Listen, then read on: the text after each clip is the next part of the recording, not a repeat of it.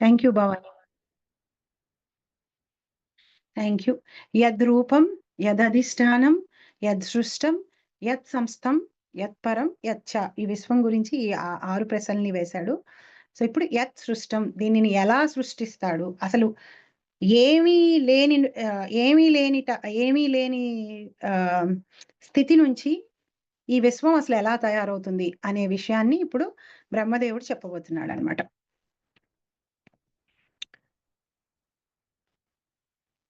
మీ దగ్గర అందరికీ కొంచెం టైం ఉంటే, మీరు ఏదైనా బిజీ పనిలో ఉండి వింటుంటే దట్స్ ఓకే. అదర్వైజ్ మీరందరూ తెలుగు వాట్సాప్ గ్రూప్ లో పైన లింక్ ఉంటుంది, అది ఓపెన్ చేసి ట్రై చేయండి ఈ శ్లోకాల్ని అర్థం చేసుకోవడానికి. కాలం కర్మ స్వభావం చ మాయేషో మాయయా స్వయా ఆత్మన్ యదృచ్ఛయా ప్రాప్తం విభూషుర్ ఉపాదదే. కాలం కర్మ స్వభావం చ మాయేషో మాయయా స్వయా ఆత్మాన్ యదృచ్ఛయా ప్రాప్తం విభుభూషురుపాదతే. సర్వశక్తులను నియమించడి భగవానుడు తన మాయ ద్వారా కాలమును, జీవుల గతిని, వారి ప్రత్యేక స్వభావమును, దేని కొరకైతే వారు సృజింపబడిరో సృష్టించి తిరిగి వాటిని యథేచ్ఛగా లయింపజేయును. హరే కృష్ణ. మాయేషః, మాయకి ప్రభువైనటువంటి వాడు, మాయకి ఈశ్వరుడైనటువంటి వాడు. విభూషః, భిన్న, తను ఒక్కడు 10 మంది, 10 మంది అని కాదు, ఒక్కడు మెనీ అవ్వాలనుకున్నాడు. దానికి కరెక్ట్ తెలుగు వర్డ్ నాకు ఇప్పుడు గుర్తు రావట్లేదు. ఒక్కడు ఎక్స్పాండ్ అవ్వాలనుకున్నాడు. విభూషః, తన భిన్న అంశాల కింద భగవంతుడు ఎక్స్పాండ్ అవ్వాలని అనుకుని, కారణం ఏంటి చాలాసార్లు మనం అడుగుతాం ప్రతిదానికి కారణం ఏంటి. యదృచ్ఛయ, ఆయనకు అనిపించింది అలాగా, నేను ఒక్కడిని ఇప్పుడు భిన్న అంశముల కింద అవ్వాలి అని. యదృచ్ఛయ ఉపాదదే, దేన్ని యాక్సెప్ట్ చేశాడు దేన్ని, కాలాన్ని యాక్సెప్ట్ చేశాడు. ఇంతకు ముందు అది ఆయనలో ఉంది ఆ కాలం. ఆత్మ ప్రాప్తం, తర్వాత కర్మ స్వభావం, ఈ రెండింటిని కర్మ స్వభావం చ, ఇవి కర్మ స్వభావం జీవుడితో కలిసి ఉంటాయి కాలం. సో వీటిని ఆయన భగవంతుడు వీటిని యాక్సెప్ట్ చేశాడు. ఎవరి ద్వారా వీటిని యాక్సెప్ట్ చేశాడు? మాయయా స్వయ, తన యొక్క సొంత మాయ చేత ఈ 2 శక్తుల్ని, కాలశక్తిని జీవశక్తిని భగవంతుడు యాక్సెప్ట్ చేశాడు. భగవంతుడికి రకరకాల శక్తులు ఉన్నాయి. ఆయన శక్తుల ద్వారానే ప్రతిదీ ఈ విశ్వం అంతా నడుస్తుంది. సో ఫస్ట్ ఏమి యాక్సెప్ట్ చేశాడంటే కాలశక్తి, టైం, అండ్ జీవశక్తి. జీవులు అంటే జీవశక్తి అంటే లివింగ్ ఎంటిటీస్, ఆత్మలు. తను ఆత్మల కింద ఎక్స్పాండ్ అయ్యాడు. ఆ ఆత్మలు ఆయనలోని అంశాలు, వాళ్ళు ఆయనలోని విభిన్న అంశాలు. అంటే ఏంటంటే విడిగా ఉంటారు, ఎప్పటికీ విడిగానే ఉంటారు. పొద్దున మోక్షం వచ్చిన తర్వాత ఆయనలో కలిసిపోయి, ఆయనలో మర్జ్ అయిపోయి ఒకట్లా అవరు, విభిన్న అంశాల కిందనే ఉంటారు వాళ్ళు ఎప్పుడు. కానీ జీవులతోటి 2 విషయాలు ఎప్పుడు అటాచ్డ్ గా ఉంటాయి స్టార్టింగ్ నుంచి. కర్మ స్వభావం, వాళ్ళ నేచర్, స్వభావం. నేచర్ అంటే ఇది ప్రకృతి 3 గుణాలతోటి లీడ్ అయ్యేటువంటిది అన్నమాట. సో ఇంకా డీటెయిల్స్ తర్వాత శ్లోకాల్లో చెప్తాడు. సో ఫస్ట్ అర్థం చేసుకోవాల్సింది ఏంటి అంటే, భగవంతుడు తను విభిన్న అంశాలుగా అవ్వాలనుకొని ఒక రోజు ఎదురుచే ఆయనంతటా ఆయనే ప్రధానం వైపు కన్ను ఆవిడ్ని చూశాడనమాట, చూపుతోటి. ఎప్పుడైతే ఆవిడ్ని చూశాడో జీవులని ఆవిడ యొక్క గర్భంలో పెట్టాడు, ఆవిడ్ని ఇంప్రెగ్నేట్ చేశాడు. సో అంతకు ముందు వరకు ఎవ్వరూ లేరు. స్టార్టింగ్ అక్కడి నుంచే స్టార్ట్ అయిందనమాట. కాలాద్ గుణ వ్యతికరః పరిణామ స్వభావతః కర్మణో జన్మ మహతః పురుషాదిష్టితాద్ అభూత్. కాలాద్ గుణ వ్యతికరః పరిణామ స్వభావతః కర్మణో జన్మ మహతః పురుషాధిష్ఠితాదభూత్. తొలి పురుషావతారము కారణోదక సాయి విష్ణువు పిమ్మట మహత్తత్వము ఏర్పడినది. తదుపరి కాలము వ్యక్తమయ్యను. తదనంతర కాలమున త్రిగుణములు ఏర్పడినవి. స్వభావం అనగా 3 గుణాత్మక వ్యక్తీకరణలే. అవియే కర్మలుగా రూపొందును. హరే కృష్ణ. సో భగవంతుడు కారణోదక సాయి విష్ణువు కింద ప్రకృతి వైపుకి చూపు మళ్లించినప్పుడు ఆయన కాలశక్తిని యాక్సెప్ట్ చేశాడు, జీవశక్తిని ఆవిడలో పెట్టాడు. జీవశక్తిలో ఉండేటువంటి కర్మ స్వభావము ఈ రెండు ఏం చేసినాయంటే ప్రధానాన్ని ఆవిడ్ని ఎజిటేట్ చేసినాయి అన్నమాట. ఎజిటేట్ చేసి మహత్తత్వంగా అయ్యేటట్టుగా చేసినాయి. అంటే మహత్తత్వానికి ముందు ఉండేది ప్రధాన. సో తొలి పురుషావతారము కారణోదక సాయి విష్ణువు పిమ్మట మహత్తత్వమును ఏర్పడినది భౌతిక సృష్టి అంశములు. తదుపరి కాలము వ్యక్తమయ్యను. తదనంతరము కాలమున త్రిగుణములు ఏర్పడినవి. స్వభావముగా 3 గుణాత్మక వ్యక్తీకరణలే అవి కర్మలుగా రూపొందెను. సో భగవంతుడు ఫస్ట్ యాక్సెప్ట్ చేసిన శక్తులు కాలశక్తి, జీవశక్తి. జీవశక్తిలో 2 ఉంటాయి, కర్మం స్వభావము అని. ఈ కర్మము స్వభావము యొక్క పనుల వల్ల ఇవి ఏం చేసినాయంటే ఆవిడ్ని ఎజిటేట్ చేసినాయి ప్రధానాన్ని. వాళ్ళకి కర్మలు స్వభావాలు ఉన్నాయి, వాళ్ళ ఆ కర్మల్ని అనుభవించాలి. కాబట్టి ఇప్పుడు ఆవిడ సృష్టి చేయాలన్నమాట. వాళ్ళ ఆ శరీరాలని తీసుకొని ఆ కర్మల్ని వాళ్ళని అనుభవించటం కోసం. అందుకని ప్రధానం మహత్తత్వంగా తయారవుతుంది. ఇదంతా కూడా భగవంతుడి యొక్క ఆధీనంలోనే జరుగుతుంది. పురుషాధిష్టాద్ అభూత్. ఆయన చూస్తూనే ఉంటాడు, ఆయన సూపర్విజనే. దీని అంతటికీ అసలు కారణం ఆయన ఆవిడ మీద మళ్లించినటువంటి దృష్టి. భగవంతుడు ఆవిడ మీద గ్లాన్స్ వేసిన తర్వాత అసలు ఈ ప్రాసెస్ అంతా స్టార్ట్ అవుతుంది. సో ఇప్పుడు ప్రధానం కాస్త మహత్తత్వం అయింది. ఎందుకని? ఆవిడలోకి జీవశక్తి రావడం వల్ల. ఆవిడలో ఆయన ఇంప్రెగ్నెంట్ చేశాడు కాబట్టి జీవుల్ని. ఇప్పుడు ఆవిడ క్రియేషన్ స్టార్ట్ చేయాలి, వీళ్ళందరినీ ఈ విశ్వాల్లోకి పంపించాలి. ఆవిడలోకి జీవశక్తి వచ్చింది. వాళ్ళ యొక్క స్వభావం అండ్ కర్మల వల్ల ఆవిడ కాస్త మహత్తత్వం కింద మారింది. మహత్తత్వం కింద మారిన తర్వాత ఆవిడ దగ్గర ఆవిడలో ఎలాంటి మార్పులు వచ్చినాయి అనేది తర్వాత శ్లోకాల్లో తెలుస్తుంది. Are you all with me? ఇప్పటి వరకు are you all with me? నేను ఎక్కడైనా కన్ఫ్యూజన్ ఉంటే చెప్పండి, నేను రిపీట్ చేస్తా. మహతస్తు వికుర్వాణాద్ రజసత్వోపబృంహితాత్ తమః ప్రధానస్త్వభవద్ ద్రవ్యజ్ఞాన క్రియాత్మకః.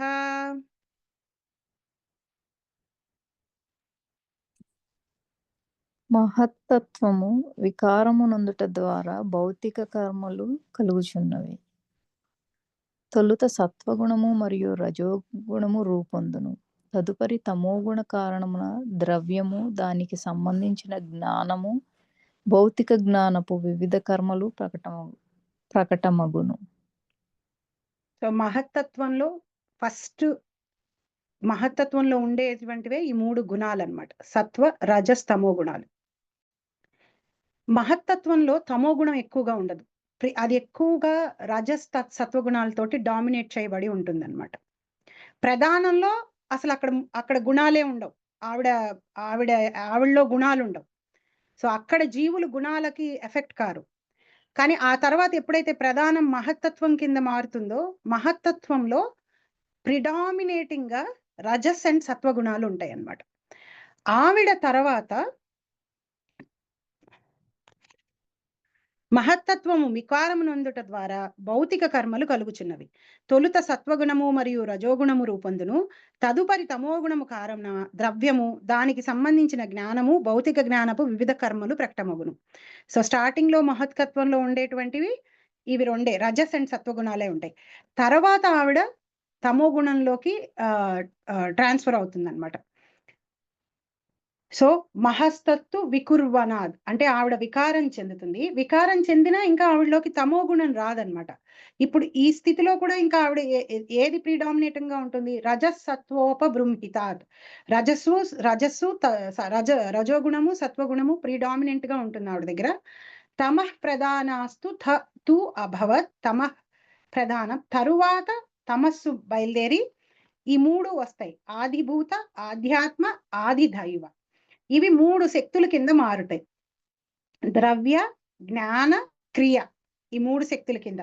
ఈ ద్రవ్య, జ్ఞాన, క్రియ అనేది మనకి 14th శ్లోకాలో చెప్పాడు. యూనివర్స్‌లో ఈ మూడిటితోటే తయారై ఉంటుంది అని. అంటే ఈ 23rd శ్లోక సమ్మరీ ఏంటంటే మహత్తత్వము అహంకారం కింద మారుతుంది. ఆవిడ అహంకారం కింద మారాలి అంటే మెయిన్ ఇంగ్రీడియంట్ ఏంటి అంటే తమోగుణం. మహత్తత్వము మహత్తత్వం అహంకారం కింద మారడం అంటే తమోగుణం వల్ల. అహంకారం కింద మారటం అంటే ఏంటి? ఎప్పుడైతే మహత్తత్వము అహంకారం కింద మారుతుందో, ఈ జీవుల్ని ఎవరినైతే ప్రధాన గర్భంలో పెట్టాడో భగవంతుడు, వాళ్ళందరూ ఆత్మలు అనే విషయాన్ని అక్కడి నుంచి ఇంక మర్చిపోతారు.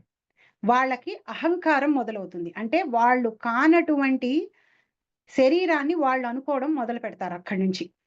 తమో గుణం యొక్క ప్రభావం వల్ల. తమో గుణం అంటే ఏంటి? జ్ఞానం లేకపోవడం, అజ్ఞానంలో ఉండడం. అజ్ఞానం ఏంటి? నేను ఈ శరీరం అనుకోవడం అనేదే పెద్ద అజ్ఞానం. చూడండి, మనం ఒక 2, 3 సంవత్సరాల నుంచి వింటూ ఉంటాం. ఏదన్నా ఒక్క రోజైనా మనం రియలైజ్ అవుతామా నేను ఆత్మని అని? అది చాలా కష్టం. విపరీతమైన అహంకారంలో ఉంటాం. నేనే ఈ శరీరాన్ని అనే భావంతోటే ఉంటాం. ఎప్పుడైనా మనం ఈ క్లాసెస్ అవి విన్నప్పుడు, లేకపోతే ఏదన్నా లైఫ్‌లో వచ్చిన ప్రాబ్లమ్స్‌ని సాల్వ్ చేసుకోవాల్సి వచ్చినప్పుడు, అవును కదా! నేను ఆత్మని కదా! నేను శరీరాన్ని కాదు కదా! నేను విన్న జ్ఞానాన్ని ఉపయోగించుకుని ఈ ప్రాబ్లమ్‌ని సాల్వ్ చేసుకోవడానికి ట్రై చేస్తాను అని అలా ప్రయత్నం చేస్తాం గానీ, ఆహ్, ఎప్పుడు ఆత్మల కింద మనం వ్యవహరించే స్టేజ్ లాగా రాలేం. ఎందుకంటే మనకు ఆ తమో గుణం పోయినప్పుడే అది మొదలవుతుంది. సో 23rd శ్లోక సమ్మరీ ఏంటంటే మహత్తత్వంగా ఉన్నంత వరకు సత్వరజస్ గుణాలే ఆవిడలో ఉంటాయి. ఎప్పుడైతే ఆవిడ అహంకారంతో కలుస్తుందో తమః ప్రధానాస్తు అభవద్. ఎప్పుడైతే ఆవిడ తమస్ గుణంతో కలుస్తుందో వెంటనే ఆవిడ 3 శక్తుల కింద మారిపోతుంది. ఫస్ట్ అహంకారంలో ఉండేటువంటి ద్రవ్య, జ్ఞాన, క్రియాత్మకుల కింద ఆవిడ మారుతుంది. సో ఇప్పుడు సీక్వెన్స్ భగవంతుడు 2 శక్తుల కింద కాలశక్తిని, జీవశక్తిని యాక్సెప్ట్ చేశాడు. జీవశక్తిలో ఉన్నాయి స్వభావము, కర్మ అక్కడి నుంచి ఉందండి. స్టార్టింగ్ నుంచి కర్మ ఉంది. కర్మ అందుకనే అనాది కర్మ ఫలే అని భక్తి వినోద్ ఠాకూర్ రాస్తారు. ఆ ప్లేస్ నుంచి ఉంది కర్మ. అక్కడి నుంచి ప్రధానం మహత్తత్వం కింద మారుతుంది. మహత్తత్వం అహంకారం కింద మారుతుంది. అహంకారం అంటే అర్థం ఏంటి? మనం కాని దాన్ని మనం అనుకోవడం, ఫాల్స్ ఈగో. జీవులు తాము శరీరం అని అనుకోవడాన్ని మొదలు పెట్టేస్తారు. ఆ పర్టికులర్ శరీరాన్ని మహత్తత్వం తయారు చేసి ఇచ్చేస్తూ ఉంటుంది వాళ్ళకి. సో ఇక్కడ మహత్తత్వం అహంకారం కింద మారింది. అది 23rd శ్లోకాలో చెప్పాడు. సోహంకార ఇతి ప్రోక్తో వికుర్వన్ సమభూత్రిధా వైకారికస్తైజసశ్చ తామసస్విధా ద్రవ్యశక్తి క్రియాశక్తిర్ జ్ఞానశక్తిర్ ఇతి ప్రభో.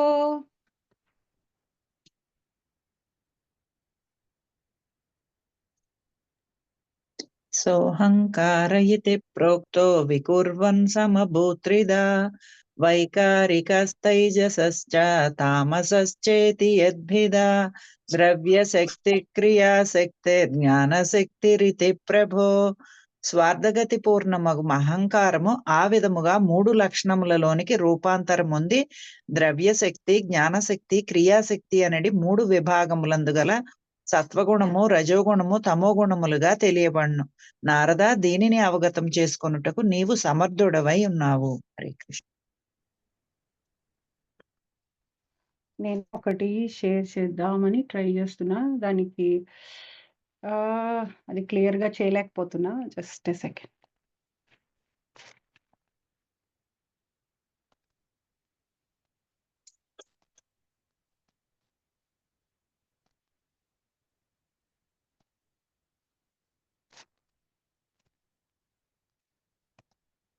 గోరిలో చెప్పే కంటే ఇది ఒకసారి మీకు చూపిద్దామని.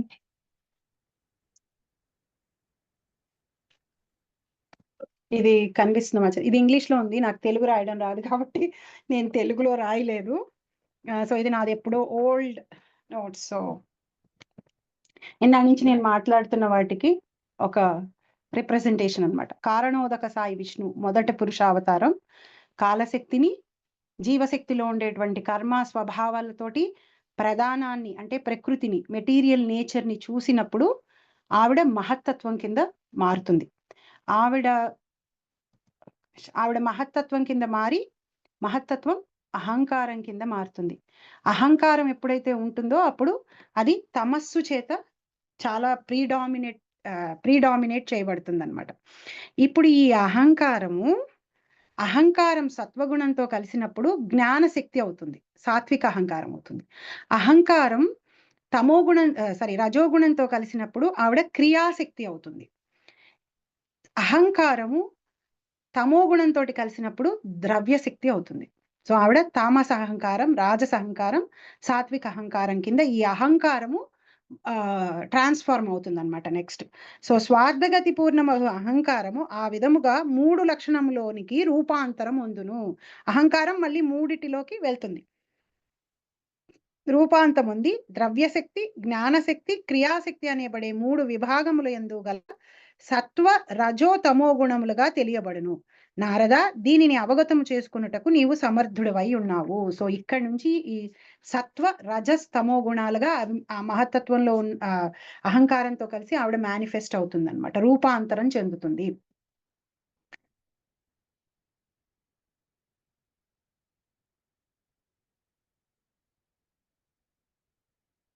నేను ఆ శ్లోక వచ్చినప్పటి నుంచి ఆ డయాగ్రామ్ ని నేను మీకు చూపిస్తుంటానండి. ముందే చూపిస్తే కన్ఫ్యూజన్ గా ఉంటుంది.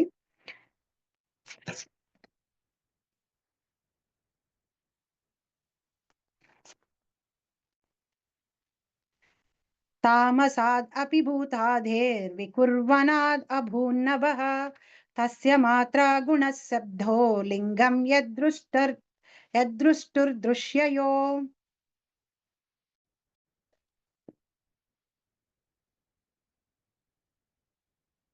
ఎవరైనా చదువుతారు మీకు?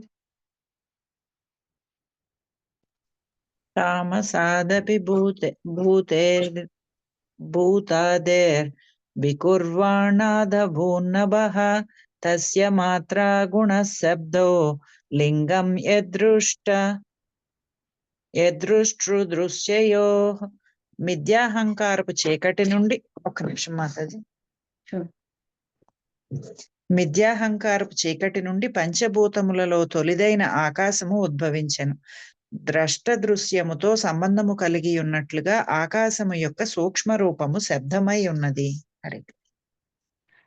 సో ఇప్పుడు పంచభూతాల్లో మొదట ఆకాశం బయటకు వస్తుంది, ఆకాశం తయారవుతుంది అనమాట. మిథ్యా అహంకారపు చీకటి నుండి పంచభూతములలో తొలిదైన ఆకాశము ఉద్భవించెను. ద్రష్ట దృశ్యముతో సంబంధము కలిగి ఉన్నట్లే ఆకాశము యొక్క సూక్ష్మ రూపము శబ్దమై ఉన్నది. సో సౌండ్ ఆకాశం నుంచి మనం మనకి ఉన్న ఈ సెన్సెస్ అన్ని ఉన్నాయి కదా, సౌండ్ నుంచి ఆకాశం. మిథ్యాహంకారపు చీకటి నుండి పంచభూతములలో తొలిదైన ఆకాశము ఉద్భవించెను. ద్రష్ట దృశ్యముతో సంబంధము కలిగి ఉన్నట్లుగా ఆకాశము యొక్క సూక్ష్మ రూపము శబ్దమైనది. అంటే ఆకాశానికి ఆకాశం వెనకాల ఉండేటువంటి సటిల్ సెన్స్ ఏంటి అంటే సౌండ్ నుంచి ఆకాశం వస్తుంది. అంటే ఫస్ట్ సౌండ్. అందుకనే మనకి హియరింగ్ చాలా ఇంపార్టెంట్. హియరింగ్ మనకి లాస్ట్ లో పోతుంది అంటారు. అంటే ఇప్పుడు చెవుడు రావడం అదొకటైతే, చెవుడు రాకుండా ఉంటే గనక సెన్సెస్ అన్నిట్లో మనం నిద్రలో ఉన్నా సరే మనకి మెలకు ఫస్ట్ తెప్పించేది సౌండ్ అన్నమాట. అంటే మనల్ని వచ్చి ఎవరైనా పట్టుకుని లేపితే అది వేరే విషయం, కానీ సౌండ్ మనం ఫస్ట్ వింటాం, విని మనం లేస్తాం అన్నమాట. సో సౌండ్ ఫస్ట్ ద్రవ్య శక్తి నుంచి సో మళ్ళీ నేను ఇది షేర్ చేస్తాను. మాటికి సేమ్ థింగ్స్ నే రిపీట్ చేస్తున్నాను, ఎందుకంటే ఇది కొంచెం అర్థం చేసుకోవడం కష్టం కాబట్టి రిజిస్టర్ చేసుకుంటామని. సో అహంకారం 3 కింద అయింది: జ్ఞానశక్తి, క్రియాశక్తి, ద్రవ్యశక్తి. సో ఈ ద్రవ్యశక్తి మోస్ట్ గ్రాస్ అన్నమాట. అంటే మన కళ్ళకి కనిపిస్తాయి ఇవి. ఆవిడ ట్రాన్స్ఫర్మేషన్స్ మనకి కనిపిస్తాయి, మిగతా వాటి ట్రాన్స్ఫర్మేషన్స్ మనకి కనిపించవు. సో ఫస్ట్ సౌండ్, సౌండ్ ఆకాశం కింద అవుతుంది. అంటే స్పేస్ అన్నమాట. మనందరం కూడా ఒక స్పేస్ ని ఆక్యుపై చేస్తాం కదా.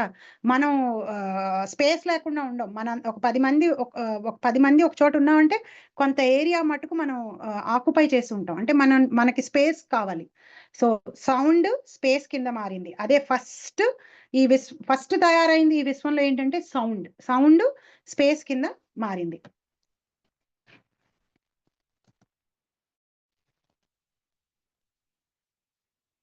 తామస అహంకారం నుంచి సౌండ్ వచ్చింది.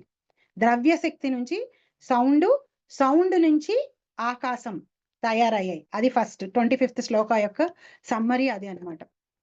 నభసోత వికుర్వాణాద్ అభూత్ స్పర్శ గుణో నిలః పరాన్ వాయాశ్చబ్ధవాంశ్చ ప్రాణ ఓజస్సహో బలం.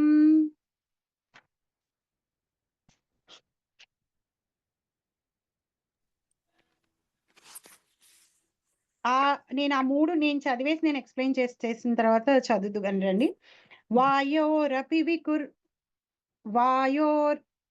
వాయోరపి వికుర్వాణాత్ కాలకర్మ స్వభావతః ఉదపద్యత తేజో వై రూపవత్ స్పర్శ శబ్దవత్. తేజస్తు వికుర్వాణాద్ ఆసీదంబోరసాత్మకం రూపవత్ స్పర్శవశ్చాంభో ఘోషవశ్చ పరాన్వయాత్. విశేషస్తు వికుర్వాణాద్ అంబసో గంధవానభూత్ పరాన్వయాద్రసస్పర్శ శబ్దరూపగుణాన్వితః.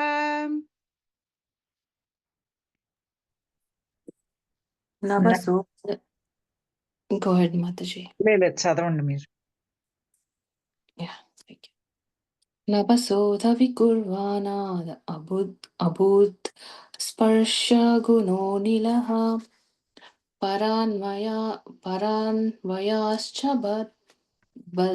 పరాన్వయాశ్చద్భవాంచ ప్రాణ ఓజః సహో బలం.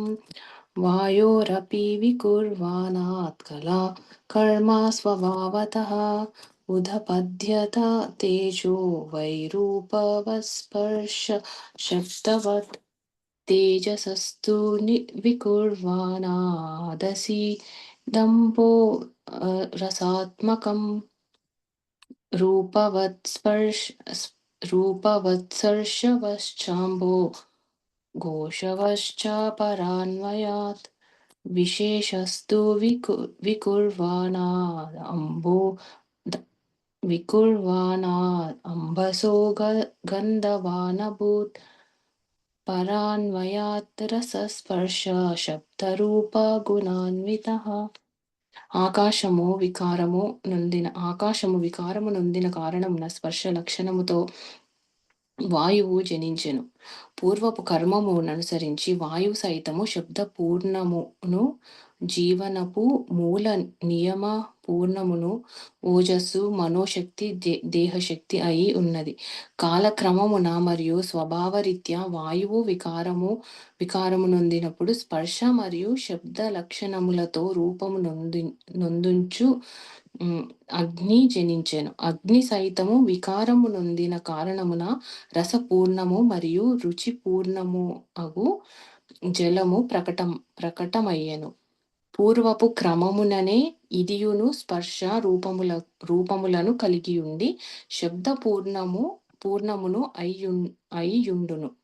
భూమిపై గల వైవిధ్యము ద్వారా మార్పు నొందినందున జలము గంధపూర్ణముగా గోచరించుచు పూర్వపు క్రమము వలెనే గుణిరీతిని రస స్పర్శ శబ్ద రూపపూర్ణముగా నగును. హరే కృష్ణ. నభసోత్వికుర్వాణాద్ ఆకాశం నుంచి టచ్ అంటే స్పర్శ, మనకి టచ్ సెన్స్ ఉంది కదా.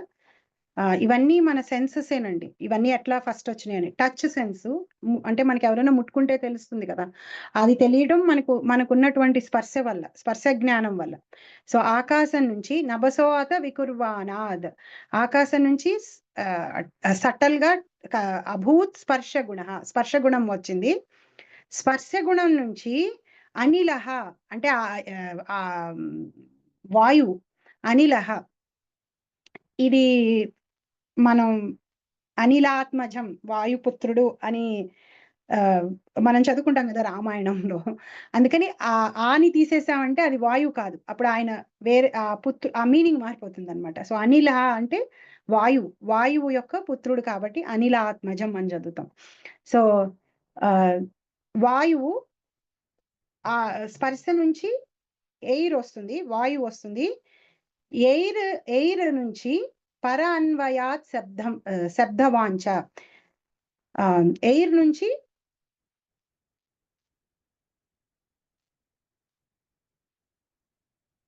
టచ్ నుంచి ఎయిర్ వచ్చింది. సో ఎయిర్ కి 2 ఉంటాయి. ఏంటంటే సౌండ్ ప్లస్ స్పర్శ. అంటే గాలి శబ్దము చేస్తుంది, గాలి మనల్ని టచ్ చేసినప్పుడు అది తెలుస్తుంది కూడా. సో ఇప్పుడు మనకి ఫస్ట్ సౌండ్ నుంచి ఆకాశం నుంచి టచ్ నుంచి ఎయిర్, ఇక్కడ వరకు వచ్చాం మనం. పంచభూతాల్లో 2 వచ్చేసినాయి మనకి. ఇంకా నెక్స్ట్ ఎయిర్ నుంచి ప్రాణం వస్తుంది, ప్రాణం నుంచి ఓజస్ సహస్ బలం,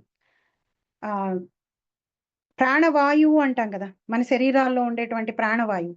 సో ఎయిర్ నుంచి ప్రాణం వస్తుంది, వాయువు నుంచి ప్రాణం వస్తుంది, ప్రాణం నుంచి ఓజస్ సహస్ బలం. అది మన ఇంద్రియాలకి, మనసుకి, శరీరానికి శక్తినిస్తుంది. ప్రాణం ఎప్పుడైతే శరీరం నుంచి వెళ్ళిపోతుందో ఇవేమీ పనిచేయవన్నమాట. ప్రాణవాయువు పోయిందంటాం కదా, ప్రాణం ఎప్పుడైతే మన శరీరంలోంచి పోతుందో ప్రాణ ఓజస్ సహో బలం. అందుకని ప్రాణము మన శరీరానికి, మన మనసుకి, మన ఇంద్రియాలకి శక్తినిస్తుంది. ప్రాణానికి ఆధారం వాయువు. సో ఇప్పుడు ఇక్కడ వరకు వచ్చాం. నెక్స్ట్ వాయోరపి వికుర్వానాత్. ఇప్పుడు ఈ వాయువు ఏదైతే ఉందో, గాలి ఏదైతే ఉందో, ఎయిర్ ఏదైతే ఉందో అది వికుర్ణం కింద చెంది ఫామ్ తయారవుతుంది అనమాట.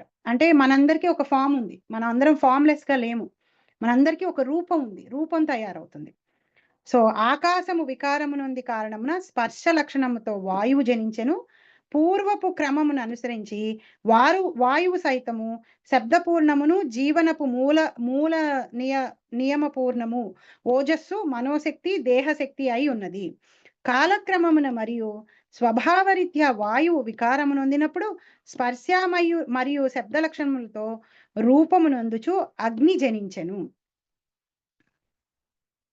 ఇవన్నీ కాలం యొక్క ఇన్ఫ్లుయెన్స్ లో జరుగుతూ ఉంటాయి. అందుకని ఫస్ట్ కాలమే వచ్చింది చూడండి. సో కాలక్రమమున ఏమవుతుంది అంటే కాలకర్మ స్వభావాత్, సెకండ్ లైన్ లో కాలకర్మ స్వభావాత్, కాలము, కర్మము, స్వభావము. కర్మ స్వభావం ముందే వచ్చినాయి, ఈ 3 స్టార్టింగ్ లో వచ్చినాయి, జీవశక్తితో పాటు కాలశక్తితో పాటు. ఈ మూడిటి వల్ల వాయువు రూపం కింద మారుతుంది అనమాట. వాయోరపి వికుర్వన్వాత్ ఉదపద్యతే. మనకి వివిధమైన రూపాలు రావాలి అంటే మన కర్మ, మన స్వభావం రోల్ ప్లే చేస్తాయి. కాబట్టి కాలగమనంలో, కాలం యొక్క ఇన్ఫ్లుయెన్స్ లో వాయువు, కర్మ, స్వభావము ఇవన్నీ కలిపి ఒక రూపం తయారవుతుంది. ఆ రూపం నుంచి రూపవాత్ స్పర్శ శబ్దవాత్. సో రూపం నుంచి సో అందువల్ల ఏంటంటే అగ్ని వస్తుంది. సో అగ్నికి రూపము ఉంటుంది, శబ్దము ఉంటుంది. అగ్ని ముట్టుకుంటే మనకి తెలుస్తుంది.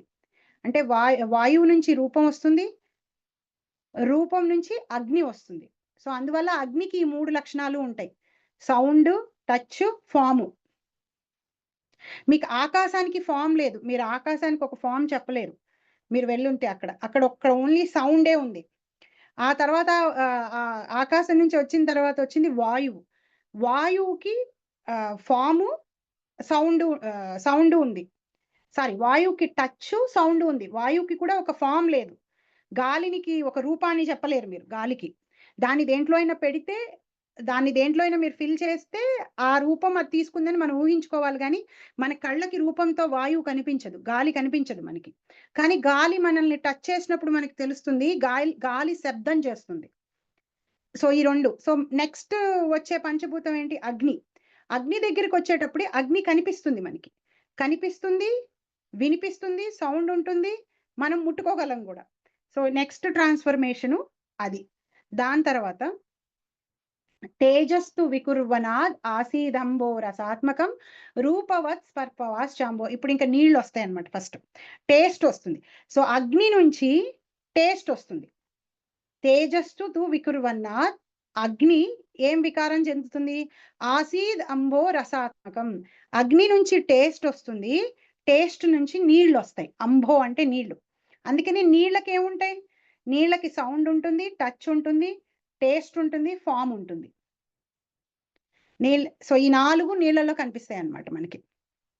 అగ్నికి టేస్ట్ ఉండదు, నిప్పుకి టేస్ట్ ఉండదు, నోరు కాలుతుంది కాబట్టి ఆ కాలిన నాలిక టేస్ట్, కానీ అగ్నికి దానికంటూ ప్రత్యేకంగా టేస్ట్ ఉండదు. కానీ నీటికి టేస్ట్ ఉంటుంది. సో ఇప్పుడు అగ్ని నుంచి టేస్ట్ డెవలప్ అయ్యి, టేస్ట్ నుంచి వాటర్ వచ్చింది. వాటర్కి ఈ 4 వాటర్లో మనకి 4 సెన్సెస్ కనిపిస్తాయి: సౌండ్, టచ్, రూపము, టేస్ట్. సో నెక్స్ట్ వాటర్ నుంచి స్మెల్, వాసన వస్తుంది. ఆ వాసన నుంచి ఎర్త్ వస్తుంది, భూమి వస్తుంది అన్నమాట. భూమికి అందుకనే ఈ 5 ఉంటాయి: శబ్దము, టచ్, రూపము, టేస్ట్, స్మెల్. మట్టి వాసన వస్తుంది అందుకని. సో ఇవి ఇక్కడ ఈ పంచభూతాలు ఇలా వచ్చినాయి అన్నమాట. సో ఇది నేను మీకు చూపిస్తాను నేను చెప్పిందంతా. ఈ పంచభూతాలు ద్రవ్యశక్తి నుంచి వస్తాయి. ద్రవ్యశక్తి అహంకారం, తమస్ అహంకారం నుంచి వస్తుంది.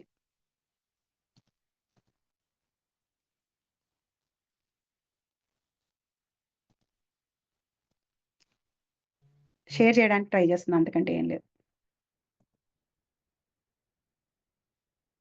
సో సౌండ్ నుంచి ఆకాశం, ఆకాశం నుంచి టచ్, టచ్ నుంచి ఎయిర్, ఎయిర్ నుంచి రూపం, రూపం నుంచి అగ్ని, అగ్ని నుంచి టేస్ట్, టేస్ట్ నుంచి వాటరు, వాటర్ నుంచి స్మెల్, అది ఎర్త్. ఇలా ఈ పంచభూతాలు, ఈ ద్రవ్యశక్తి, ఇవి స్థూల భౌతిక శక్తి, అంటే మన కళ్ళకి కనిపించేటువంటి భౌతిక శక్తులు ఇవి. ఇవి సూక్ష్మంగా సట్టల్ గా ఉండవు. సట్టల్ గా ఉండేవన్నీ ఈ శక్తుల ద్వారా తయారవబోతాయని తర్వాత నెక్స్ట్ శ్లోకాల్లో చెప్తాడు. ఫస్ట్ ఇవి తయారవుతాయి అన్నమాట.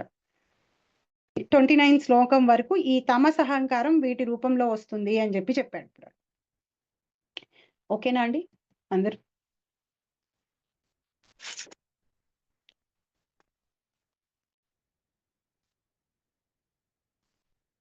ఓకే. Thank you Mataji. వైకారికాన్మనో జగ్నే దేవ వైకారికాదశ దిగ్వాతార్క ప్రచేతోస్వి వహ్నీంద్రోపేంద్ర మిత్రకా.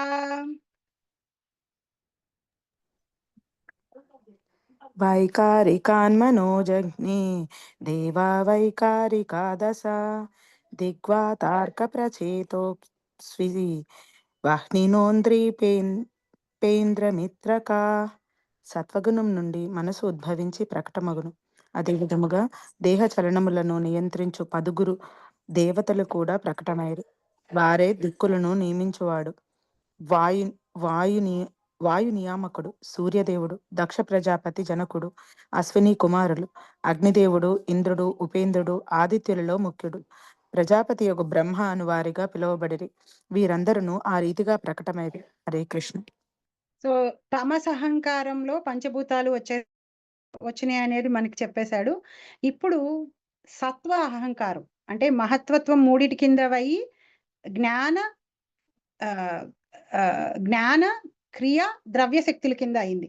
సో ఈ జ్ఞాన శక్తి సత్వగుణంతో కలిసినప్పుడు మైండ్ వస్తుంది. ఫస్ట్ సత్వ వైకారికాన్ మనోజగ్నే, సత్వ అహంకారం నుంచి వచ్చినటువంటిది మనసు.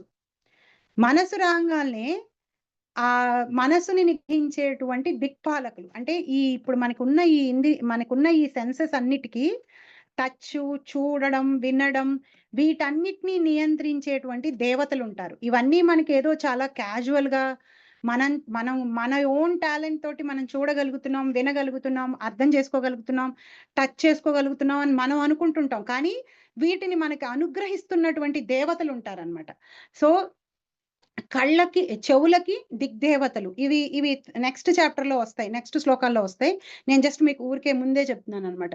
చెవులకి దిగ్దేవతలు, కళ్ళకి సూర్యుడు, స్కిన్ కి వాయువు, నోస్ కి అశ్విని కుమారులు, నాలుకకి వరుణుడు, చేతులకి ఇంద్రుడు, కాళ్ళకి ఉపేంద్రుడు, వాయిస్ కి అగ్ని, మన యానస్ కి మిత్రుడు, జెనిటల్స్ కి ప్రజాపతి.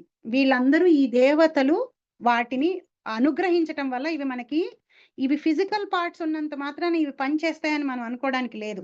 అందమైన చెవులున్నా మనకి వినికిడి జ్ఞానం లేకపోవచ్చు. ఆ వినికిడి శక్తి ఏదైతే ఉందో అది ప్రసాదిస్తాయి అన్నమాట. అది ఈ దేవతల యొక్క అనుగ్రహం వల్ల మనకి వస్తుంది. సో ఇప్పుడు ఈ సత్వ అహంకారం నుంచి, ఈ సత్వ అహంకారానికి ఇంకో పేరు ఆది దైవం. దీనిలోంచి వచ్చేదే మనసు. ఈ 10 మంది ఇంద్రియ దేవతలు, ఈ 10 దేవతలు ఇక్కడి నుంచి వస్తారనమాట. దిక్పాలకులు, సూర్యుడు, వాయువు, అశ్విని కుమారులు, వరుణుడు, వీళ్ళందరూ. నెక్స్ట్ శ్లోక.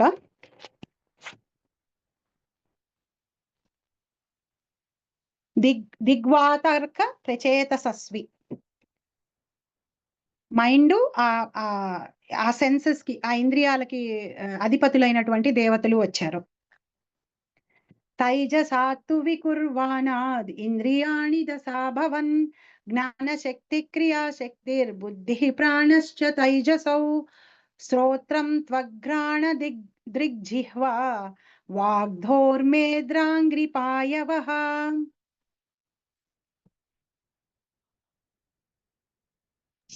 తైజసాత్తు వికుర్వాణాదింద్రియాణి దశా భవన్ జ్ఞానశక్తి క్రియాశక్తిర్బుద్ధి ప్రాణశ్చ తైజసౌ శ్రోత్రం త్వగ్రాణ దృగ్జిహ్వా వాగ్దోర్మేట్రాంగ్నిపాయవః. రజోగుణపు మరింత వికారముచే కర్ణములు, త్వక్కు, నాసిక, నయనములు, జిహ్వ, వాక్కు, హస్తములు, జననేంద్రియములు, పాదములు, గుదము వంటి ఇంద్రియములు బుద్ధి మరియు ప్రాణముతో సహా ఉద్భవించినవి. హరే కృష్ణ. సటల్ సెన్సెస్ అన్నమాట ఇవి. అంటే మన కళ్ళకి ఇచ్చేటువంటి చూపు శక్తి. ఇవి సటల్ గా ఉంటాయి. ఇవి మనకు కనిపించదు. చూసే శక్తి మనకు కనిపించదు. వినే శక్తి మనకు కనిపించదు. చెవులు కనిపిస్తాయి కానీ ఆ వెనకాల ఉండే శక్తి మనకి కనిపించదు. సో ఇప్పుడు ఈ శక్తులు పుడతాయి. రజస అహంకారం నుంచి బుద్ధి పుడుతుంది. తైజసాత్తు వికుర్వానాత్, రజస్సుతో కలిసినటువంటి అహంకారం వల్ల అభవాత్ ఏం పుడుతుందంటే బుద్ధి జ్ఞాన శక్తి. బుద్ధి జ్ఞానశక్తిలో భాగమైనటువంటి బుద్ధి పుడుతుంది. మనకి ఇంటెలిజెన్స్ అక్కడి నుంచి వస్తుంది. ఇవన్నీ సటల్ గా ఉంటాయి, మనకు కనిపించవు. సూక్ష్మమైనటువంటి కళ్ళకి కనిపించేటువంటివి కాదు ఇది. బుద్ధి మనకి కళ్ళకి కనిపించదు. ప్రాణశక్తి, ఐదు ఇంద్రియ శక్తులతో కలిగిన ప్రాణక్రియాశక్తి అంటే ఇంద్రియ దశ 10 ఇవి మనకి కనిపిస్తాయి. స్తోత్రం త్వఘ్రాణ దృగ్జిహ్వ అంటే తినడం, తాగడం, ఇవన్నీ అన్నమాట. అంటే చెవులు, 5 జ్ఞానేంద్రియములు, 5 కర్మేంద్రియములు ఉన్నాయి మనకి. చెవులు, ముక్కు, టచ్, చెవులు, ఐస్, టంగ్, మాట్లాడడం, చేతులు, కాళ్ళు, జెనిటల్స్ అండ్ యానస్, ఇవి కర్మేంద్రియాలు. ఆ పైనవి జ్ఞానేంద్రియాలు. ఏవి? మన చెవులు, ముక్కు, వినడం, టచ్ చేయడం, నోస్, ఐ, టంగ్, ఇవేమో జ్ఞానేంద్రియాలు. ఈ మిగతా 5 కర్మేంద్రియాలు. సో ఈ 10కి సంబంధించిన ఈ ఇంద్రియాలు రజో అహంకారం నుంచి పుడతాయి. ఇవి మనకి కనిపించవు. ఈ శక్తులు మనకి కనిపించవు. మనకి అవి వెల్లడవుతున్నటువంటి కళ్ళు, చెవులు ఇవి కనిపిస్తాయి కానీ వాటి వెనక ఉన్న శక్తి కనిపించదు మనకి. అందుకనే మనకి ఇవి ఉండగానే కళ్ళు ఉండగానే చూడగలమని ఎవరం చెప్పలేం. చూడడానికి వేరే శక్తి ఉంది. కళ్ళు వేరు. కళ్ళు ఫిజికల్ గా కనిపించేటువంటి ఆబ్జెక్ట్. ఆ కళ్ళ వెనకాల ఉన్నది చూసే శక్తి. ఆ చూసే శక్తికి అధిపతి అయిన దేవత ఒకళ్ళు ఉన్నారు. పై కంటి రెప్పకి ఒక దేవత, కింద కంటి రెప్పకి ఒక దేవత. అందుకనే కొంతమంది కళ్ళు రెప్పలని మూయలేరు. లేకపోతే అవి మాటికి ఇట్లాగా ఏమంటారు కానీ కళ్ళు ఇలా అదురుతూనే ఉంటాయి కొంతమంది కనురెప్పలు. సో వాటిని కంట్రోల్ చేసే దేవతలు కూడా ఉన్నారనమాట. సో ఇంతమంది మన మీద అనుగ్రహం చూపిస్తుంటే మనం ఒక కదులుతున్న శరీరం లాగా నడుచుకుంటూ వెళ్తాం. అందుకని 3rd చాప్టర్ లో భగవంతుడు ఏం చెప్తాడంటే 3.10లో ఈ సృష్టి చేసినప్పుడే నేను దేవతలని జీవుల్ని ఇద్దరిని కలిపి చేసి మీరు యజ్ఞాలు చేసి దేవతలని సాటిస్ఫై చేయండి, దేవతలు మీకు కావాల్సిన పనులు చేసి మిమ్మల్ని సాటిస్ఫై చేస్తారు అని చెప్పి ఈ కాస్మిక్ మేనిఫెస్టేషన్, ఈ కోఆపరేషన్ ని నేను సెట్ చేసి పెట్టాను అని భగవంతుడు చెప్పాడు. మనం రోజు రోజుకి ఎలా తయారైపోతున్నాం అంటే నాస్తికులుగా తయారైపోయి ఇవన్నీ మన గొప్పతనం వల్లే అయిపోతున్నాయి, ఎవ్వరూ మనకి అనుగ్రహించట్లేదు వీటిని అని అంటున్నాం, కానీ మనం ఎక్స్ప్లెయిన్ చేయలేకపోతున్నాం. అందమైన కళ్ళున్నాయి కానీ చూపు లేదేంటి అనే దానికి మన దగ్గర ఆన్సర్ లేకపోతుంది. ఏదో సైంటిఫిక్ గా ఏదో ఒక కారణం చూపించి చేస్తున్నాం, కానీ కొన్నిసార్లు ఆ చూపుని ఇవ్వలేకపోతున్నాం ఒక స్టేజ్ దాటిన తర్వాత. మనం ఎవరికి అంటే మన కంట్రోల్లో అంతా లేదు. ఈ సృష్టి క్రియేషన్ అంతా భగవంతుడు చాలా ఒక అందమైన సిస్టమ్ ని తయారు చేసి పెట్టాడు. సో మనం ఏం చేస్తున్నాం? యజ్ఞం, యాగాలు ఇవన్నీ మనం మానేసాం. అసలు ఎప్పుడో దేవుడు ఉన్నాడు, ఆయనకు ఒక దీపం పెడదాం, నైవేద్యం పెడతాం అనే ఒక కాన్సెప్ట్ నే మనకి టైం లేదు అసలు దానికి. నిజంగా లిటరల్ గా చాలా మంది చెప్పే ఒక లేమ్ ఎక్స్క్యూజ్ ఏంటి అంటే టైం లేదు అనే చెప్తారు. యాక్చువల్లీ మన ఎగ్జిస్టెన్స్, మనకి టైం ఉండడానికి కారణమే వీళ్ళందరి అనుగ్రహం. సో అందులో ప్రభుపాద రాస్తారు 3.10 and 11 పర్పస్ లో, మనం రకరకాల యజ్ఞాలు చేయలేం కాబట్టి సంకీర్తన యజ్ఞ, నామజపం ఎప్పుడైతే చేస్తామో ఈ దేవతలందరినీ మనం శాంతపరిచినట్టే. ఎందుకంటే భగవంతుడిని శాంతపరిచేటప్పటికి భగవంతుడి కంట్రోల్లో వీళ్ళందరూ పనిచేస్తారు కాబట్టి వీళ్ళందరూ శాంతపడిపోతారు. ఎప్పుడైతే వీళ్ళందరూ శాంతిస్తారో ఆటోమేటిక్ గా ఇవన్నీ సరిగ్గా వర్కౌట్ అవడం మొదలు పెడతాయి. ఇవన్నీ కూడా సాటిస్ఫై అయినట్టు అవుతుంది. కాస్మిక్ కోఆపరేషన్ అనే మాటని మనకి 3rd చాప్టర్ ఆఫ్ భగవద్గీతలో చెప్తాడు అనమాట. ఇక్కడ మనకి బ్రహ్మదేవుడు క్లియర్ గా దేని నుంచి ఏదొచ్చింది అనేది చెప్తున్నాడు. సో రజ అహంకారం నుంచి బుద్ధి, ప్రాణము, 10 ఇంద్రియ శక్తులు, ఈ 3 వచ్చినాయి అని చెప్పేసి చెప్పాడు.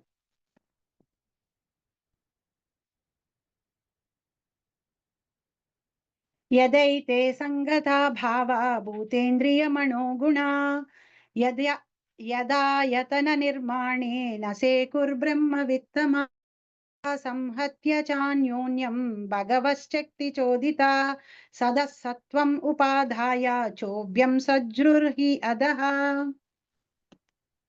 ఓ నారద, బ్రహ్మవేత్తలలో ఉత్తముడా, పంచమహాభూతములు, ఇంద్రియములు, మనస్సు, ప్రకృతి గుణములు అనడి ఈ సృజితాంశములు పరస్పరము కలియనంత వరకు దేహములు ఏర్పడజాలవు.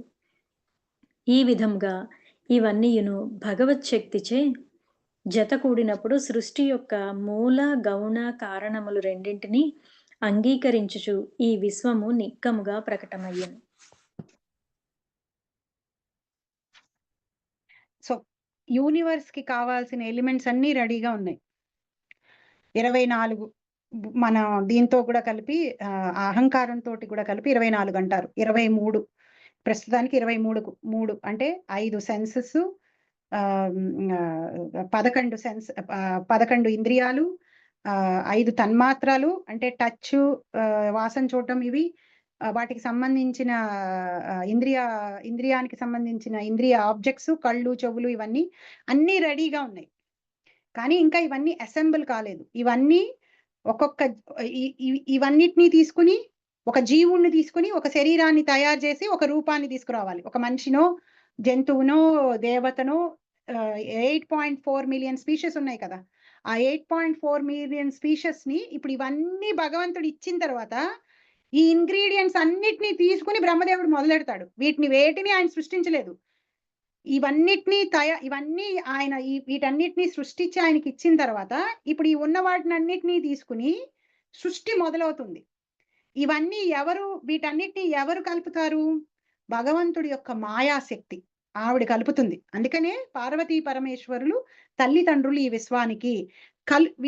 వీటన్నిటిని ఆవిడ కలుపుతుంది అనమాట. ఎప్పుడైతే ఆవిడ కలిపిన తర్వాత, కలిపినా కానీ ఇవన్నీ యాక్షన్ లోకి రావు. గర్భోదక సాయి విష్ణు ఎప్పుడైతే ప్రతి విశ్వంలోకి వెళ్ళి వచ్చి ఉంటాడో ఆత్మ కింద, అప్పుడు ఆ విశ్వం వర్క్ అవడం మొదలవుతుంది, యాక్టివేట్ అవుతుంది అనమాట, పనిచేయడం మొదలెడుతుంది. సో రజోగుణపు మరింత వికారము చే కర్ణములు, త్వక్తు, నాసిక, మొదటి మీరు 31 కదా ఇప్పుడు చదివారు, 32, 33 కదా. 32-33. ఓ నారద, బ్రహ్మవేత్తలలో ఉత్తముడా, పంచమహాభూతములు, ఇంద్రియములు, మనసు, ప్రకృతి గుణములు అనేటి ఈ సృజితాంశములు పరస్పరము కలియనంత వరకు దేహములు ఏర్పడజాలవు. ఇప్పుడు ఇవన్నీ ఉన్నాయి, ఇంగ్రీడియంట్స్ అన్నీ ఉన్నాయి. ఇప్పుడు ఇవన్నీ మిక్స్ కావాలి. ఇప్పుడు మనల్ని చూసుకున్నారంటే, మన శరీరాన్ని మనుషులమే చూసుకున్నారంటే, మన శరీరం పంచభూతములతో తయారైబడింది. భూమి, ఆకాశం, నీరు, నిప్పు, వాయువు, వీటితోటే మనది తయారయ్యబడింది. మనకి ఇంద్రియాలు, మనసు, ప్రకృతి త్రిగుణాలు, మన మీద పనిచేసేటువంటి సత్వ రజస్తమో గుణాలు, ఇవన్నీ మిక్స్ అయ్యి మనకు ఒక రూపం వచ్చిందనమాట. తర్వాత ఈ విధంగా ఇవన్నీ భగవత్ శక్తితే జతకూడినప్పుడు సృష్టి యొక్క మూల గౌణ కారణములు రెండిటిని అంగీకరించుచు ఈ విశ్వము నిక్కముగా ప్రకటమయ్యను. ఓ బ్రహ్మవిత్తమా, ఓ బ్రాహ్మణుడా, యథా ఎప్పటి వరకైతే ఇవన్నీ విడివిడిగా ఉంటాయో ఏమీ జరగదు. భూతి ఇంద్రియ మనోగుణాహ, ఈ కళ్ళకు కనిపించేటువంటి పంచభూతాలు, ఇంద్రియాలు, మనసు, గుణాలు, సత్వరజస్తమో గుణాలు ఇవన్నీ ఉన్నాయి. కానీ ఇవన్నీ కలవాలి. ఇప్పుడు ఇవన్నీ మిక్స్ అయ్యి ఒక రూపం రావాలి. ఇవి మిక్స్ అవునంత వరకు అసంగత భావ, ఇవి కలవనంత వరకు నేసేకుహు, ఏమి జరగదు. అంటే మహత్తత్వంలో ఇంకా మొదలవలేదు సృష్టి. అంటే ఇవన్నీ ఉన్నాయి ఆవిడ దగ్గర.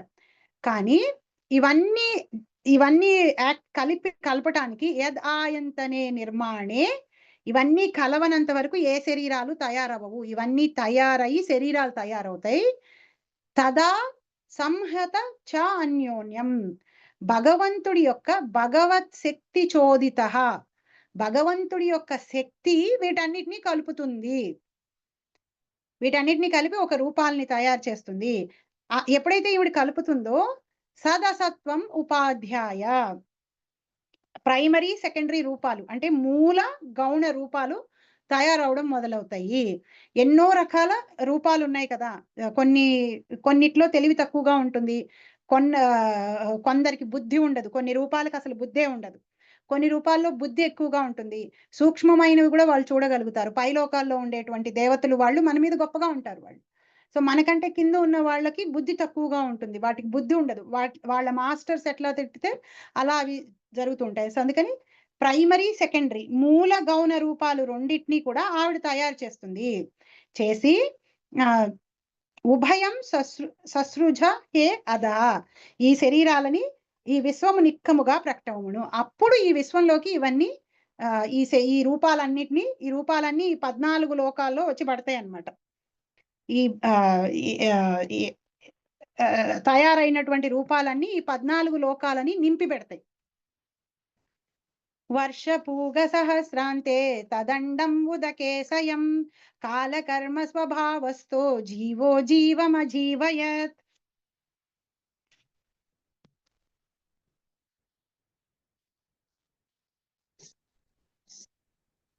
ఎవరైనా చదువుతున్నారా మాతాజీ? వర్షపూగ సహస్రాంతే తదండముదకేశయం కాలకర్మ స్వభావస్థో జీవో జీవమజీవయత్. ఆ విధముగా బ్రహ్మాండములన్నీయును వేలాది యుగములు జలమునందే నిలిచి ఉండెను. జీవులకు ప్రభువైన వాడు ఆ బ్రహ్మాండములన్నింటి యందును ప్రవేశించి వానిని జీవపూర్ణము కావించెను. సో ఈవిడ భగవంతుడి యొక్క మాయాశక్తి అయినటువంటి ఆ తల్లి భగవత్ శక్తి చోదిత, ఆవిడ వీటన్నిటినీ కలిపింది. కానీ ఇంకా వీటికి జీవం రాలేదు, ఇవి యాక్టివేట్ అవ్వలేదు అనమాట. ఇంకా పిండం రూపంలోనే ఉన్నాయి, ఫ్యూటస్ రూపంలోనే ఉన్నాయి. ఇవన్నీ యాక్టివేట్ ఎప్పుడవుతాయి? ఎప్పుడైతే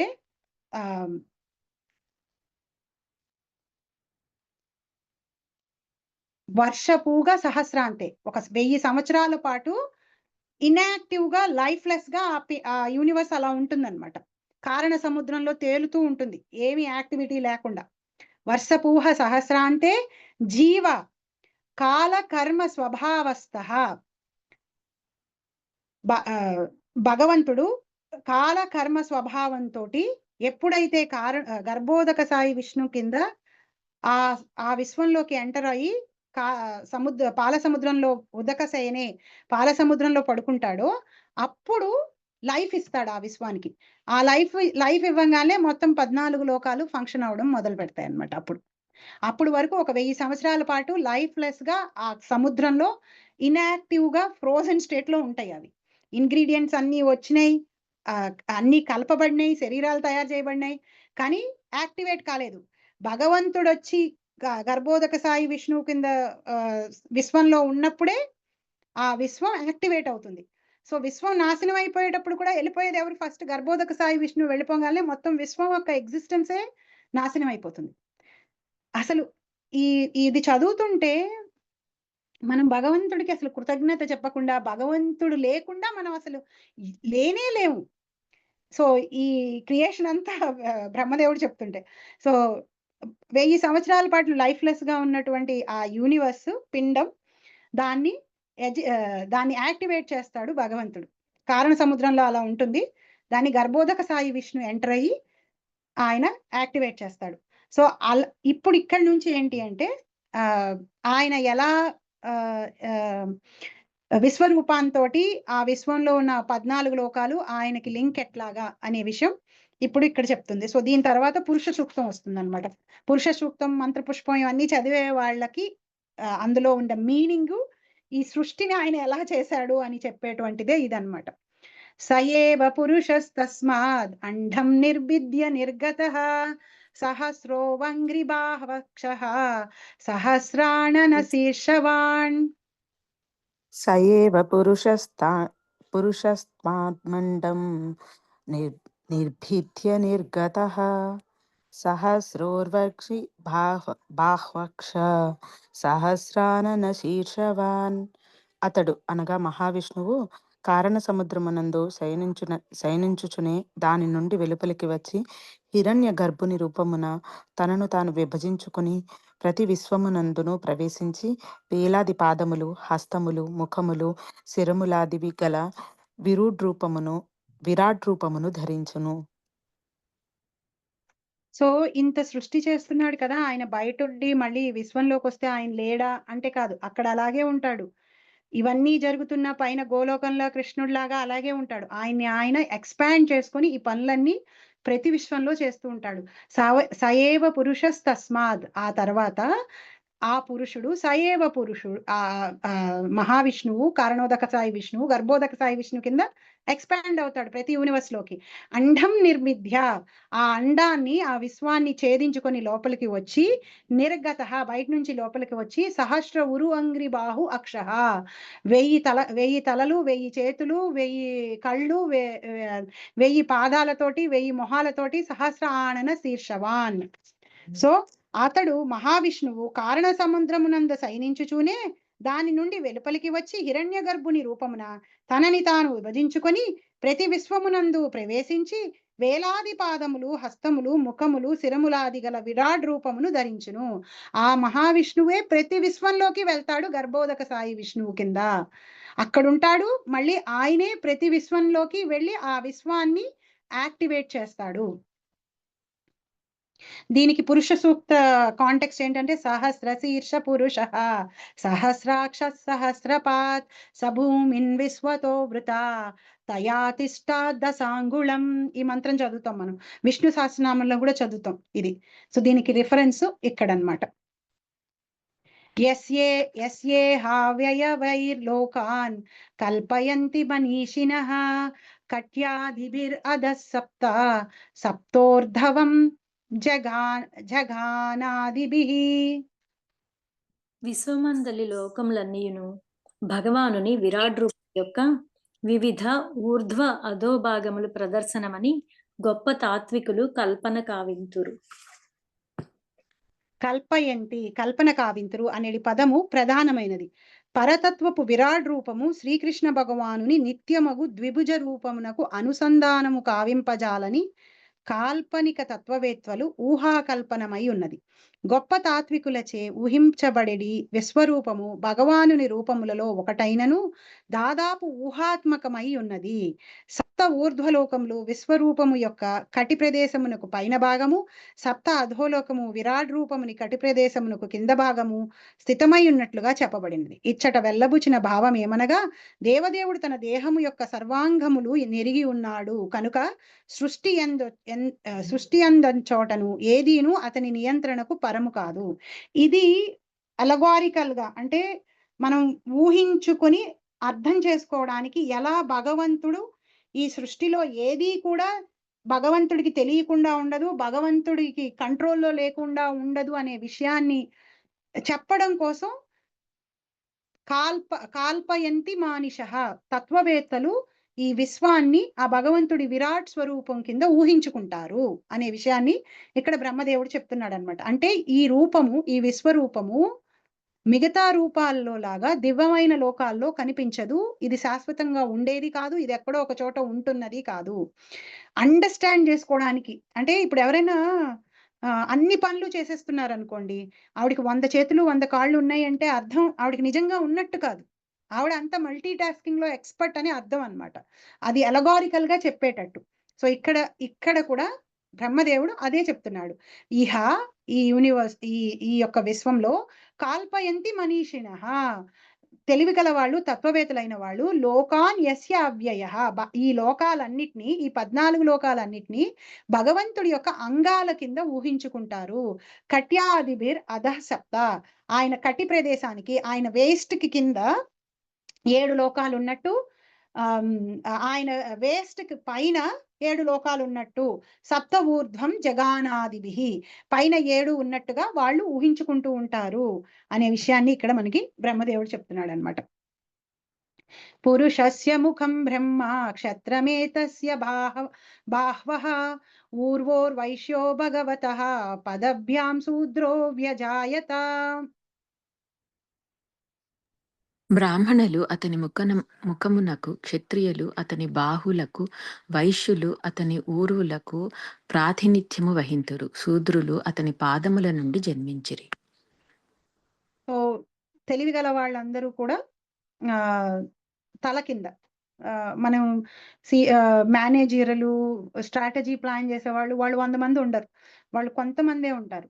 సో మన కంపెనీస్లో కూడా సో బ్రాహ్మణులు సత్వం తెలుసుకుని నలుగురికి చెప్పి నలుగురిని మంచి మార్గంలో పెట్టేటువంటి వాళ్ళందరూ, భగవంతుడి గురించి తెలుసుకున్న వాళ్ళందరూ పురుషస్య ముఖం బ్రహ్మ, ఆ విశ్వరూపాన్ని యొక్క ముఖం బ్రాహ్మణుల కింద, భుజాలు క్షత్రియులు మెయింటైన్ చేసి ప్రొటెక్ట్ చేయాలి కాబట్టి భుజాల కింద క్షత్రియులని, వైశ్యులని తొడల కింద, ఊర్వోర్ వైశ్యో భగవతః, శూద్రుల్ని పాదాల కింద. అంటే మొత్తం పని చేస్తారు కాబట్టి వాళ్ళు, అంటే మనం ఒక కంపెనీ తీసుకున్నామంటే సిఇఓ ఒకడు ఉంటే, మేనేజర్ మంది ఒక 10 మంది, ఒక హయ్యర్ లెవెల్ మేనేజ్మెంట్ లో ఒక 10 మంది ఉంటే, తర్వాత లోవర్ లెవెల్ మేనేజ్మెంట్ లో ఒక 90 మంది ఉంటే, మిగతా వాళ్ళందరూ నార్మల్ వర్కర్సే, పనులు చేసేవాళ్ళే, చెప్పినవి చేసేవాళ్ళే. మనకంటూ ఒక సపరేట్ ఎజెండాతో మనం వెళ్ళాం.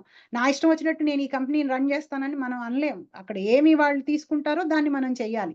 సో ఇన్ రియాలిటీ మనం ఒకళ్ళ కింద పని చేస్తున్నప్పుడు మనందరం శూద్రులమే ఆ కాంటెక్స్ట్ లో. సో దీన్ని మనం వేరేలాగా ఎక్స్‌ప్లాయిట్ చేస్తూ దీని ఏదో అన్‌టచబుల్స్ ఇట్లా మాట్లాడడం కాదు ఇక్కడ. ఇవన్నీ వాళ్ళు చేసేటువంటి పనులు వాళ్ళ యొక్క గుణాలని విధంగా అర్థం చేసుకోవడానికి వీలుగా డివైడ్ చేయబడిందన్నమాట. సో పురుష సూక్తంలో దీనికి సంబంధించిన శ్లోకం ఏంటి? బ్రాహ్మణోస్య ముఖమాసీద్ బాహురాజాన్యకృతః ఉరు తదస్య యద్వైశ్యః పదభ్యాం శూద్రో అజాయత. ఇక్కడ బ్రహ్మదేవుడు చెప్పిందని అక్కడ పురుష సూక్తంలో కనెక్ట్ చేసుకోవడం అన్నమాట. భూర్లోకః కల్పితః పద్యాం భువర్లోకోస్య నాభితః హృదస్వర్లోక ఉరష మహర్లోకో మహాత్మనః. భూలోకము వరకు గల అధోలోకములు అతని పాదముల యందు స్థితమై ఉన్నట్లు చెప్పబడినది.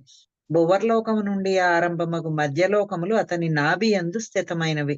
దేవతలు మరియు ఋషి మునిగణము నిలిచియున్న ఇంకను పైన గల ఊర్ధ్వలోకములు భగవానుని వక్షస్థలమును స్థితమై ఉన్నవి.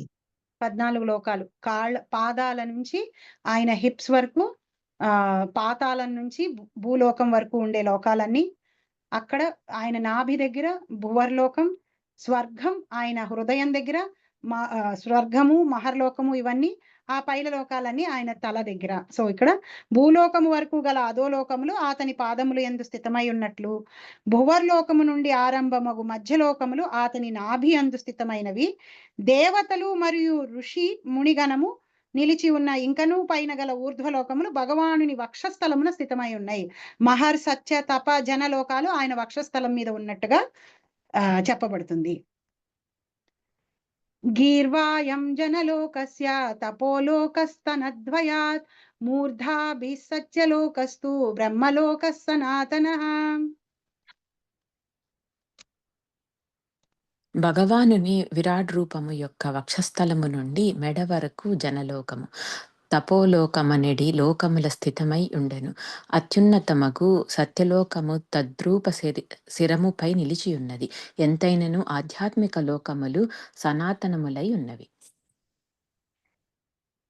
గీర్వాయాం జనలోకస్య, ఆయన యొక్క మెడ మీద జనలోకము, తపోలోకము ఆయన ఛాతీ మీద, తపోలోక స్తనద్వయాత్ సత్యలోకం ఆయన తల మీద, మూర్ధాభి సత్యలోక, బ్రహ్మలోకం వీటన్నిటికీ పైన, అంటే ఆధ్యాత్మిక లోకాలన్నీ కూడా అవి ఎటర్నల్, అవి పైన ఉన్నాయి, ఈ విశ్వానికి అవతల ఉన్నట్టు అని ఇక్కడ మనకి చెప్పాడు బ్రహ్మదేవుడు.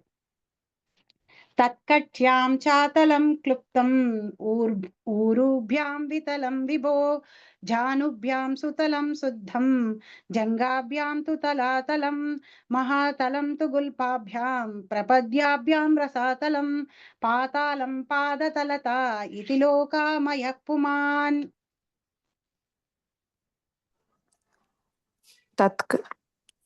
తత్కట్యాం చాతలం క్లుప్త మూరుభ్యాం వితలం విభో జానుభ్యాం సుతలం శుద్ధం జంగాభ్యాం తు తలాతలం మహాతలం తు గుల్ఫాభ్యాం ప్రపదాభ్యాం రసాతలం పాతాళం పాదతలత ఇతి లోకమయః పుమాన్. నారద, 14 లోకములలో 7 అధోలోకములు కలవని నా నుండి ఎరుగుము. మొదటి లోకమగు అతలము కటి ప్రదేశమున నిలిచి ఉన్నది. రెండవది అగు వితలము ఉరువులపై నిలిచి ఉన్నది. మూడవది అగు సుతలము జానువులపై స్థితమై ఉన్నది. నాలుగవది అగు తలాతలము పిక్కలపై నిలిచి ఉన్నది. ఐదవది అగు మహాతలము గుల్ఫములపై నిలిచి ఉన్నది. ఆరవది అగు రసాతలము పాదాగ్రములపై నిలిచి ఉన్నది. ఏడవది అగు పాతాళము పాద మూలములపై నిలిచి ఉన్నది. ఈ విధముగా భగవానుని విరాట్ రూపము సమస్త లోకపూర్ణమై ఉన్నది. హరే కృష్ణ. సో ఇందాడ కొంచెం ఎక్స్ప్లెనేషన్ ఇచ్చాడు, ఇప్పుడు ఇంకొంచెం డీటెయిల్ గా నేను మీకోసం ఈ పిక్చర్ తీస్తున్నాను. ఇది బ్రహ్మాండంగా అర్థమవుతుంది కాబట్టి, నేను చెప్పిన పాయింట్స్ అన్ని మీకు కనిపిస్తాయి కాబట్టి. సో కింద నుంచి వెళ్తే పాతాళం భగవంతుడి పాదాలు, రసాతలం ఆయన యొక్క పాదాలకి కొంచెం పైన, మహాతలం ఆయన యొక్క యాంకిల్స్ కింద, అంటే ఇవన్నీ ఇంకా స్టిల్ పాదాల దగ్గరే ఉన్నాయి. తలాతలం ఆయన యొక్క పిక్కలు కూడా కాదు, మనకి కాల్ఫ్స్ అంటాం కదా, ఈ కింద నీస్ కి కింద ఉండేటట్టుగా. సుతల ఆయన యొక్క నీస్, వితల ఆయన యొక్క thighs, Atala waste and buttocks అక్కడ ఉన్నట్టుగా. భూర్లోకం ఆయన యొక్క నాభి, అంటే మనం ఉండేటువంటి ప్లానెట్ ఆయన యొక్క నాభి.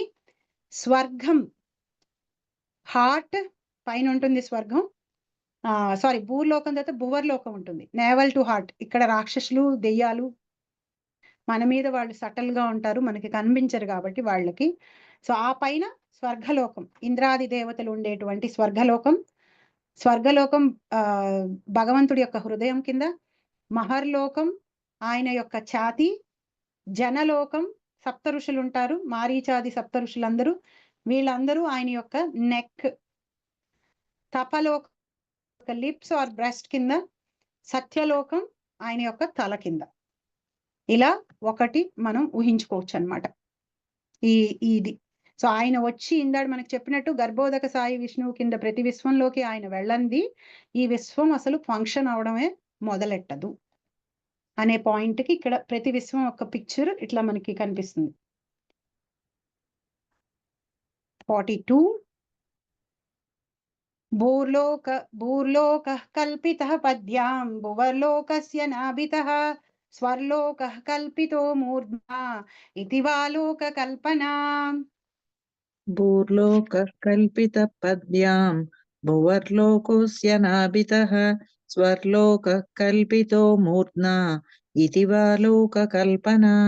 ఇంకొందరు సమస్త లోకములను భగవానుని పాదములపై నెలకొని ఉన్న అధోలోకములు అనగా భూమి వరకు నాభిపై నెలకొని ఉన్న మధ్యలోకములు, వక్షస్థలము నుండి నెలకొని ఉన్న ఊర్ధ్వలోకములు, స్వర్లోకము అనేది 3 భాగములుగా విభజింతురు. సో 14 లోకాలని 14 ప్లానెటరీ సిస్టమ్స్, అంటే మధ్యలో మెయిన్ లోకాలు ఉండి పక్కన చిన్న చిన్న ప్లానెట్స్ కూడా ఉంటాయి. వీటిని ముల్లోకాలు అని చాలా సార్లు అంటారు కదా. 3 కింద డివైడ్ చేశారనమాట. నాభి నుంచి కిందకు ఉన్న లోకాలన్నిటినీ ఒకటి, మధ్యలో ఉన్న లోకాలు, పై లోకాలు. అందుకని భూర్భువ అని మనం చదువుతాం కదా, భూర్భువ స్వర అని గాయత్రి మంత్రంలో చదువుతాం కదా. ఈ 3 లోకాల కింద విడగొట్టారు. ఇది కూడా ఒక బోనఫైడ్ డివిజనే.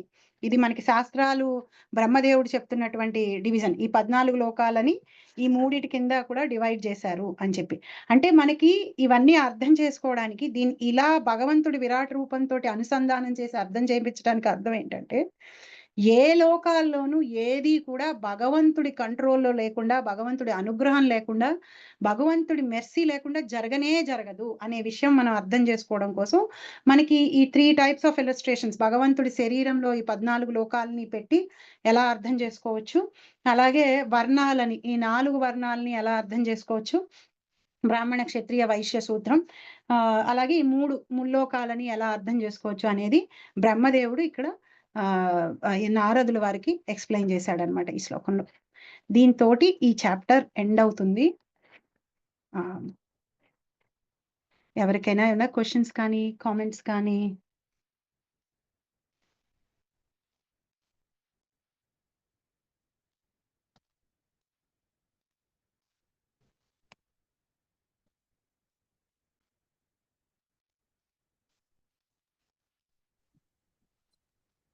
మీరు వాళ్ళ ఫస్ట్ శ్లోకము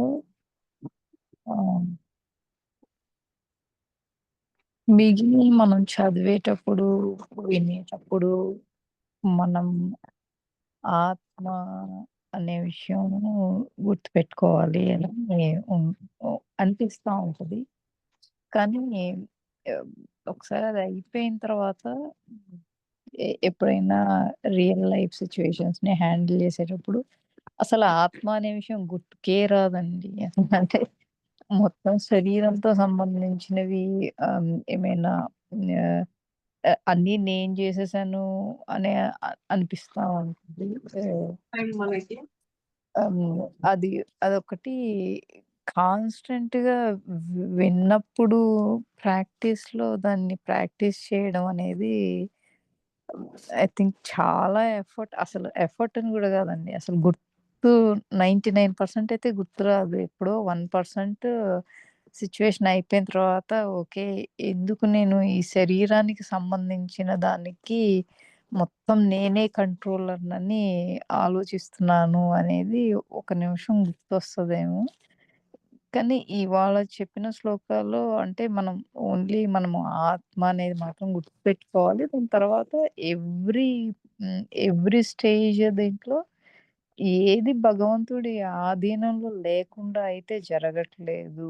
ప్లస్ అన్ని లోకాల్లో కూడా భగవంతుడి ఆధీనంలోనే ఉంది. సో మనం శరీరం అనేది like lowest of everything. So దానికి శరీరానికి సంబంధించిన రిలేషన్షిప్స్ కానీ లేకంటే ఏమైనా స్ట్రగుల్స్ కానీ శరీరానికి ఉండేవి, ఇవన్నీ కూడా వాటిని ఎక్కువగా అటాచ్డ్‌గా ఉండకుండా శరీరం నుంచి మనము కొంచెం మనం శరీరం కాదు అనేది గుర్తుపెట్టుకుంటా ఉండాలి కంటిన్యూస్‌గా అనేదైతే అనిపించిందండి. థ్యాంక్ యూ శిరీష గారు, థ్యాంక్ యూ సో మచ్.